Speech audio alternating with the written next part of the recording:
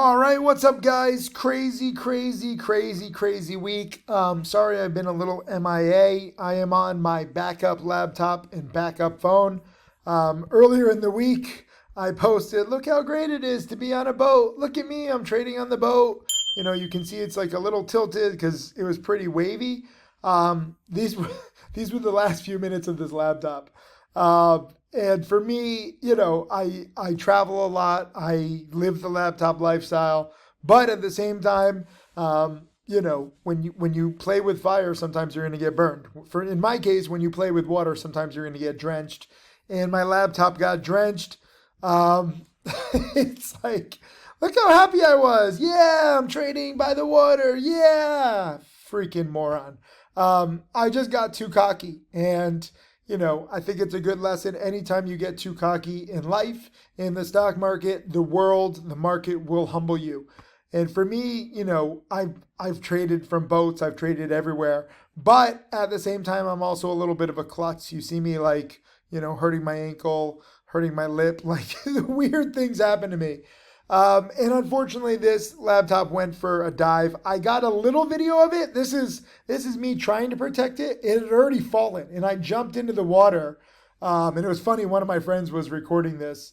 I jumped into the water to try to save it, but you can see the wave hitting me, and it had already been in the water. It just grazed the water, but that's all it takes with a laptop. And they're actually taking it apart, and they found out that there's actually a lot of dust in it. So I was like, what did the water help the dust? But I was also trading from Africa in Zanzibar and Tanzania with this. So this laptop has lived a good life. It died in battle. It shall reside in laptop Valhalla forever. But the reason why I bring this up is because you need to really optimize your setup with the right broker, with the right tools, and with the right devices. I might just work off one laptop, but if the laptop doesn't turn on, there's not much I can do.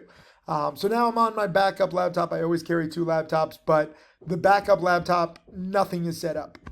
So I was for pretty much all of Tuesday, I was dealing with just signing in, re-downloading, stocks to trade. Two-factor authentication is especially tough when you're overseas. It's really just annoying. It's just been an annoying week, and I missed a lot of the best plays. So, the best plays keep coming in this hot market. The question is, are you prepared to capitalize? I'm filming this before 6 a.m. on Thursday, and already, we see several pre-market runners.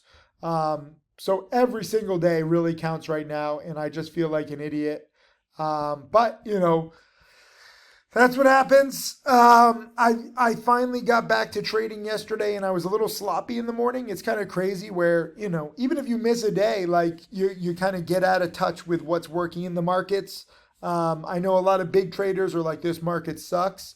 And frankly, this market is great for those of you with small accounts, which is 99.9% of you. So many plays. And so now I'm up at roughly 170 grand year to date. Like I said, in the morning yesterday, I was a little sloppy, trading VLCN really early pre-market, cutting losses. Some people said, why would I trade at 5 in the morning? Guess what, guys? This market is so hot.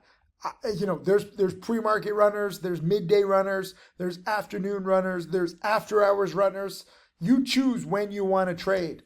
But VLCN was actually pretty amazing. This was the day that I missed. This was a really bad day to miss on Tuesday because it basically spiked up. You can see here, even pre-market, it spiked up here from the 5s up to nearly 9 or up to nearly 10, back down to the 5s, then up to the teens. And I just missed all of this because I was just re-downloading everything. I got in pre-market yesterday, and pre-market yesterday on June 26th. Some of you guys, by the way, you're no, the stock didn't do it. A lot of these stocks do splits, reverse splits. So if you're watching this video many years from now, I'm filming this, June 27, 2024, the chart will look very different. These companies are terrible, but I don't care about their long-term prospects. I care about their volatility. And pre-market, this was already spiking from 4 a.m. It was here in the 6s, and it hit 10. And it was downtrending. And I thought that it was going to use this former high as support right in here in the low 7s. And unfortunately it didn't. It crunched right here down to the high sixes, and I wasn't prepared for this last sell-off. But this is what I wanted. This was a pre-market spike right at 7 a.m. A lot of brokers open at 7 a.m. In hindsight, yeah, I should have waited. I just thought that it was going to bounce. So this is a good lesson for me. If you're looking to dip buy pre-market, 7 a.m. is a good time because that's when like E-Trade opens and a lot of these cheaper brokers.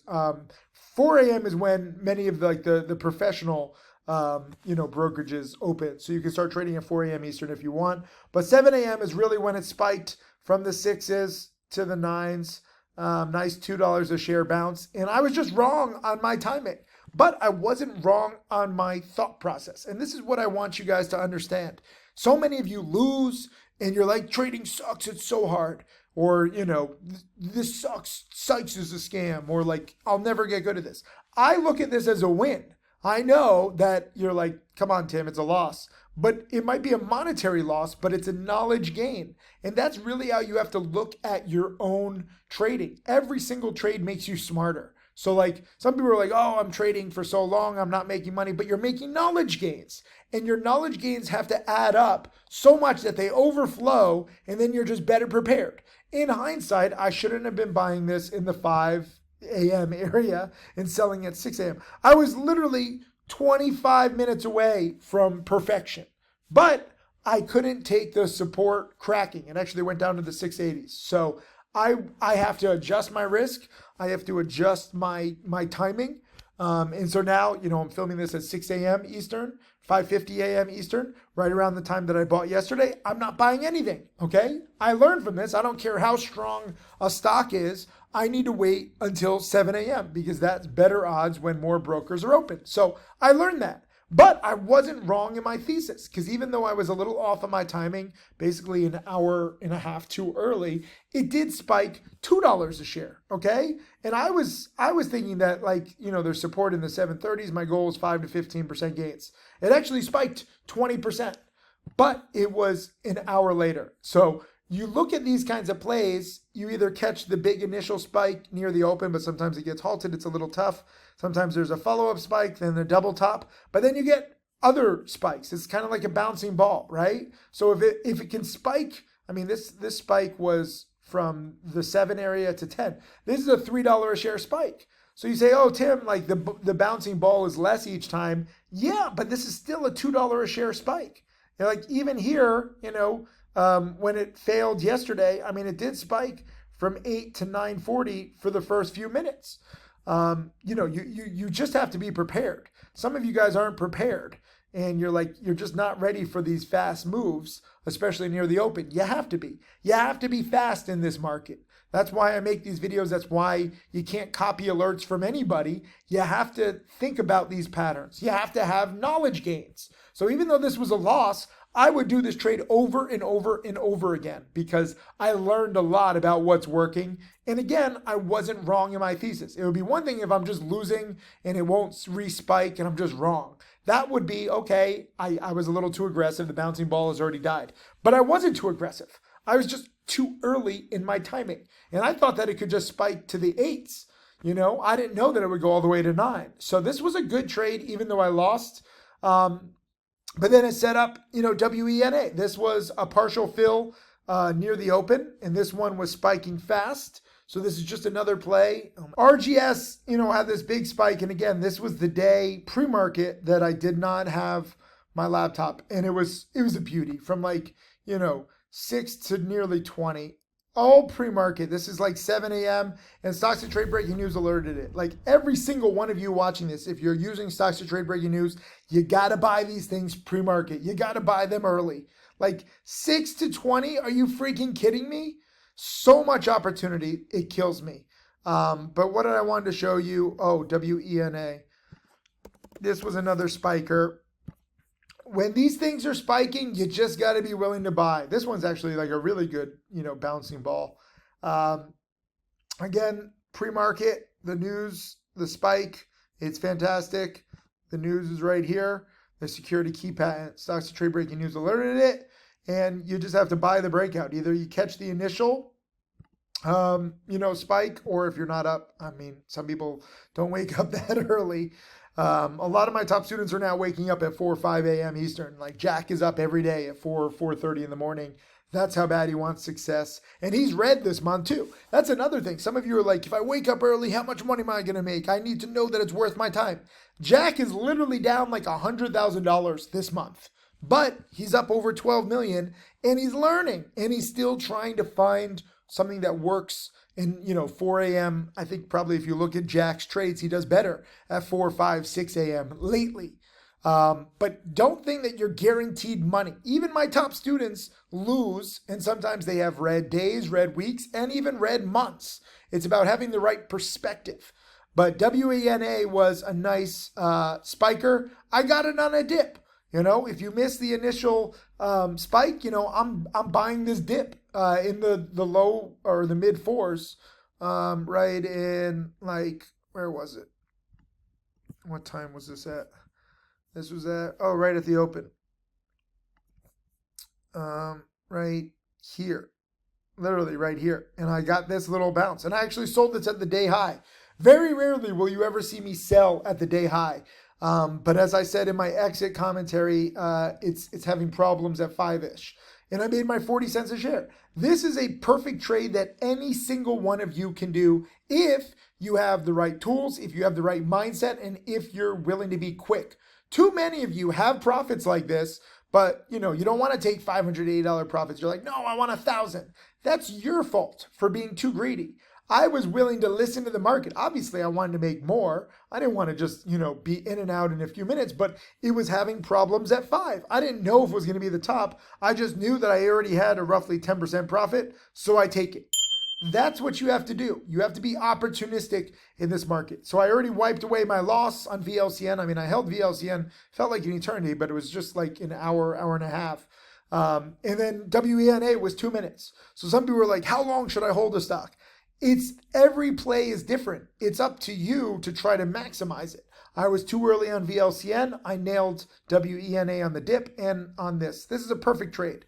Then I got a little too cocky on WENA. I'm like, okay, let me try to, dip by it again. This was around 11 a.m., like right in here. So I was going for another dip and it was holding it here and it just cracked. And this is the thing too. So like every single one of these trades is a different skill set. This is why I say, you have to study hard, you have to learn, you have to build your confidence, you have to build a foundation of knowledge.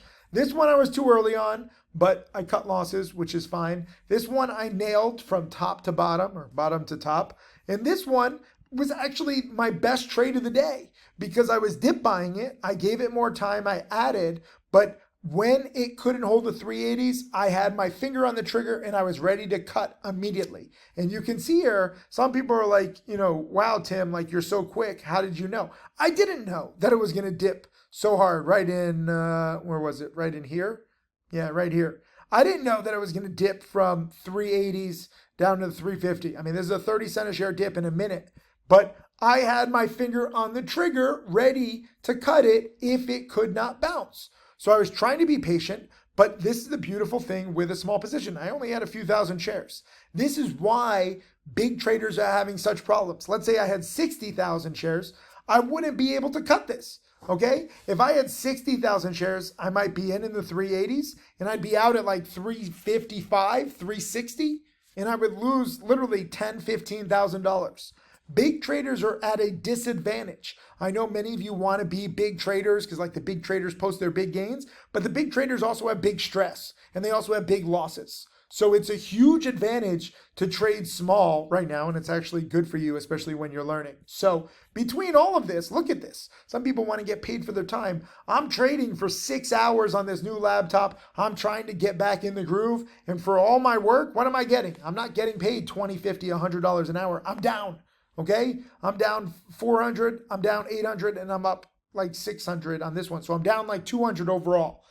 Really frustrating. But because this market is so hot, there's endless opportunities. And on WENA, I tried it again. Some people don't like trading it again, but I'm watching this, I'm learning. And this is where I get a lot of questions. They're like, Tim, you dip bought it, where was it? Like right in here. Let me get rid of the news. right around here. How did you know this was the bottom? You never know 100%, but look at this line, okay? Right from pre-market, the high here is 340. It does a little stutter step here, 340 and 350-ish, and it uses this, pre-market high kind of as support before the big run up. What does it do here? Oh, same 340 level. Oh, 340 level. Here is where it gets interesting. So in the afternoon, it cracks 340. And what does it go to? 320. This little crack is what all the shorts are wanting. And they're like, this is when it cracks. It's going to go down to the twos. We got the crack. In all these Discord chat rooms where a lot of traders like to follow each other, and this is specifically why I tell you don't follow other traders, is why even when my millionaire students come visit me here in Italy, they don't trade with me. I'm up in my room. I like to be, just on my own. I don't want to be influenced by anybody. I don't want to think like anybody else. And there's a lot of groupthink. A lot of people are like, oh, Tim, let me just copy trades. Oh, let me copy your millionaire trades. I want you to develop your own thinking process, your own thought process, your own trading process. When it cracks here, yes, technically it cracked the 330, 340 support, but just by a little bit. And if you watch enough of my videos, DVDs, and webinars, I love small cracks that fail to crack big because this lures in so many short sellers. And then what does it do? It reclaims the 330 support right in here. And this was the sign to buy. And I even said it in chat. This is the cool thing with chat. It's not just about my trades. Like right in here, I was like, this thing could squeeze. I didn't know it was going to squeeze. I wasn't like, this has to squeeze. I said, this thing could squeeze because even though it cracked 330 and went down to 320, it reclaimed the 330s. And so many over-aggressive short sellers were shorting in here. You want to know how I know? Because I used to be a short seller. Because I used to short right in places like this. And in other markets, when there weren't as many shorts, when it wasn't such a bull market, this would have been a great time to short. And you would have pounded it and it would have cracked. And sometimes it still does, I'd say 50, 60% of the time it still does crack. But this action on the failure to crack, I think I posted in the chat room right around here. You can go back and look at the timestamp, but it was right around, let me just show you in case some people are going to think that I'm just like not telling the truth. And this is why I love, timestamp chat room commentary. This is at 2:48 p.m. I said WENA potential buy again as it could still squeeze, waiting for better signs of panic or a big move up, ideally first. Okay, this was at 2:48, and I had said nothing for like 2 hours. I don't really want to trade, midday, and I was actually a little too early on that 11 a.m. Dip buy on WENA, but it did bounce 50 cents a share. Again, another play where I'm a little off on my timing, but right idea, and the price action confirms it. Here at 248, I'm early, and I'm specifically saying, where was it? 248 was right here. And it reclaimed this 330 level and bounced up to 345, but then it came down here.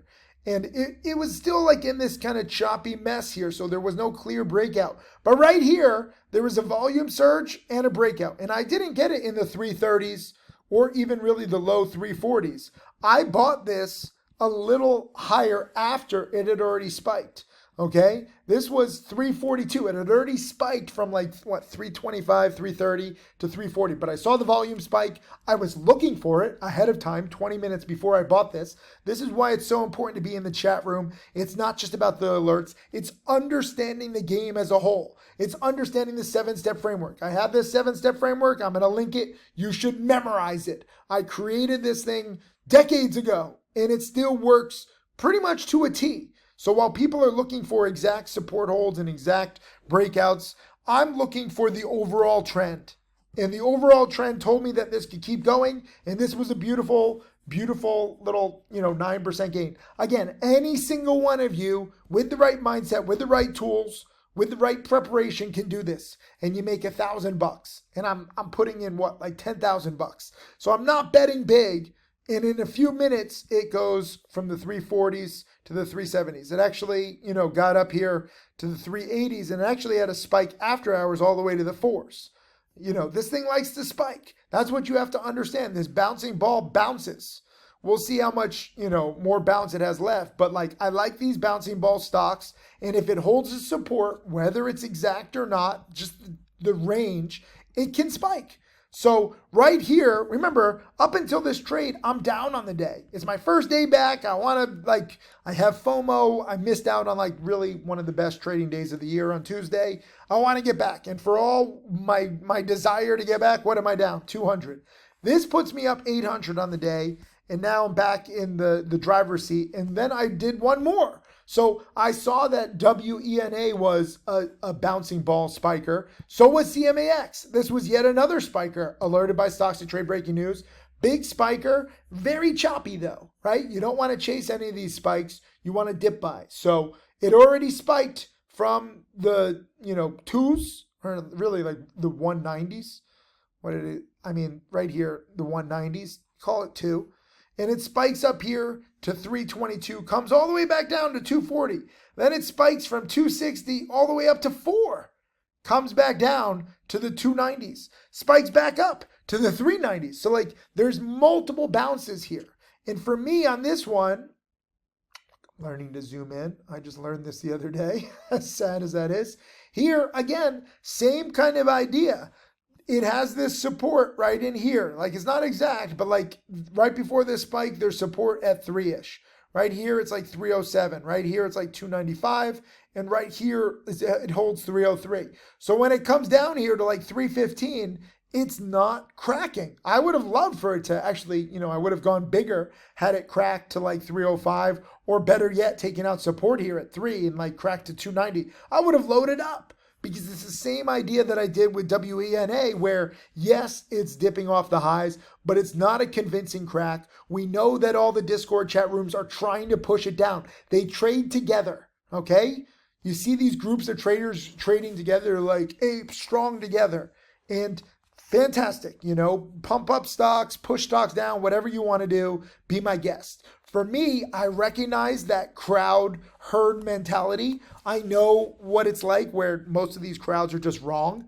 It's not like wisdom of the crowds. It's like the degeneracy of crowds. When, let's say you see 3 traders that you look up to and they all take the same trade and you're a newbie and you're trying to learn, of course, you're going to want to take the same trade because you don't want to learn from me. You don't want to learn to be self-sufficient.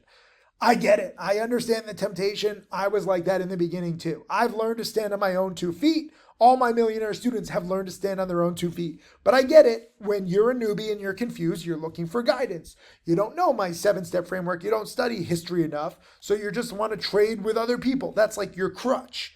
But it's a trap, okay?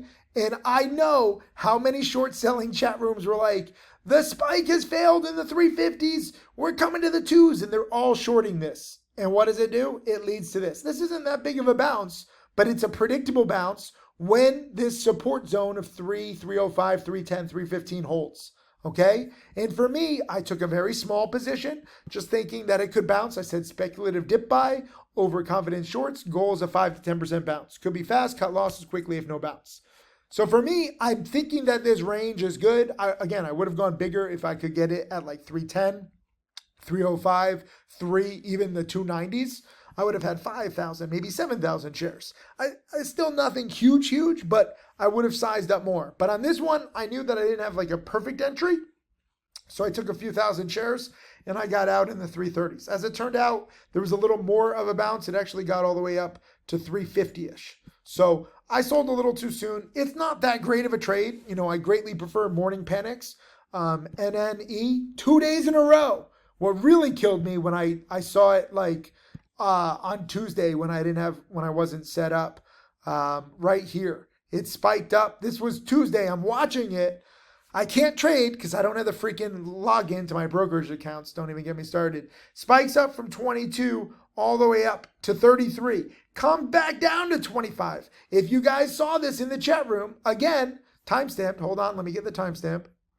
This was on the 25th, and I said NNE at 10:22 a.m. NNE going to be sick, Sykes morning, panic and bounce. So this is one of the chart patterns from the 7-step framework. This is the number 5, and it happens. I'll link this blog post and I'll link the 7-step framework.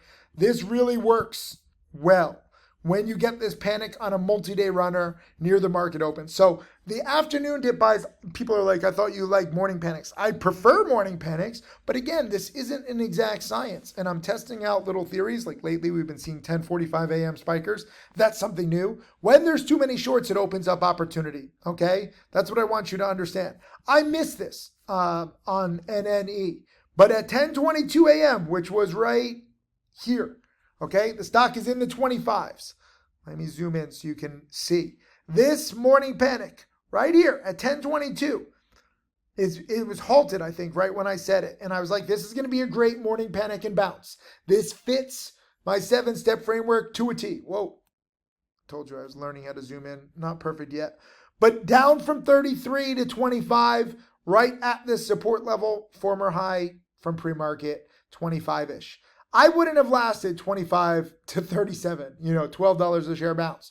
But I most certainly would have taken this trade. Some people don't want to take it because it's higher priced. Again, you choose whatever works for you, but the market is going to give you opportunities. I would have taken this here in the 25s. I probably would have bought, let's say 500 shares, and I would have flipped it probably here in the 27s and made like $1,000. That's all. That's all I would have taken. At best, like even if I sold some and lasted through this, at best I'm selling here in the 29s. But it's still $2 to $4 a share of upside, very, very low risk. So whether you buy these pre-market spikers, whether you dip buy morning panics, whether you buy midday breakouts or dip buy midday or afternoon breakouts or afternoon short squeezes or after hour short squeezes, this market is on fire. Okay? I'm still getting up to speed. This really ruined my week, but I'm happy to, share these lessons. I think it's a good lesson for me. It's a good lesson for you. I got a little too cocky. I said sloppy in the morning yesterday, but solid afternoon singles. I was really happy to finish the day well. But again, NNE, perfect morning panic. This ZPAS, I don't even know if you type in the ticker, it probably doesn't even exist. The tickers don't matter. The patterns do. Okay. So some people are like, this is a different company. I don't care. It's the same freaking patterns that I've been doing for 25 years. I'm shouting at the top of my lungs. Shout out to Kate. She's an amazing student. She made like 10% on AIEV, but she should have sold. She got a little greedy. So you have a little profit and you have a lesson. Wilmer, awesome job. Just 100 shares. Don't feel bad if you want to trade with a small account. Nailing WENA on the pre-market breakout. Hanlon, got to give a shout out to him. He came here to Italy. He was with me for like a week, him and his beautiful wife, Mari. 50 grand yesterday. He also had like an 80 grand day the other day. He is on fire. But I want you to get excited whether you want to try to go big. David's now over 4 million. So, he's built himself up, studying hard. In case you don't know who he is, I always assign people burpees when they screw up. He had an $89,000 loss on an undisciplined trade. He actually did the 89,000 burpees. I got to highlight him because it's still freaking awesome. Look at this. Let's see where he's also twins with Kyle Williams, another one of my Millionaire Challenge students who's over 5 million now. They're twinning. Pretty funny. Apparently they didn't plan it. Let me see. Let me just show you his burpee. He had a burpee photo and he actually kept a spreadsheet of all the burpees that he did. Wow, he posts a lot of charts. Show me the burpees, David. Show me the burpees. But I want you to understand that I'm proud of him with the burpees because of his discipline. This was him doing the burpees. He's jacked and ripped both ways. But like 89,000 burpees, that's the discipline that it takes. So, you want to make 50 grand in a day, be prepared to do burpees. That's literally the lesson there. Proud of him. And I'm also proud of the AI newsletter, XGPT nailed NNE, buy entry here in the 23s, exit price in the 26s, and it goes further, okay? This is not an exact science. Whether your own trading, whether it's AI, newsletters, it's all about trying to be there for these big spikes. And there are so many spikers right now. So I just want you to take advantage. I wanted to do this video just to explain. I'm still watching NNE for a morning panic. I mean, the whole chart resembles my 7-step framework. Please, please, please study this. I'm going to link the 7-step framework. It's crazy how well it works. Study it, learn it, live it, love it, whether you like going long or like going short. There's 7 different steps, and it's not an exact science. You have to try to understand why each of these steps works. So the more you understand this, even if you know it, even if you read this blog post, read it again. You can never go over the basics enough so that you can be prepared for these new plays. This market, every single day, there's opportunity. It's a question of, are you going to be prepared? Leave a comment below. Say, I will be prepared. Let's see how many of you even make it to the end of this video. I got to go do my watch list. Let's crush it today, guys. Good work.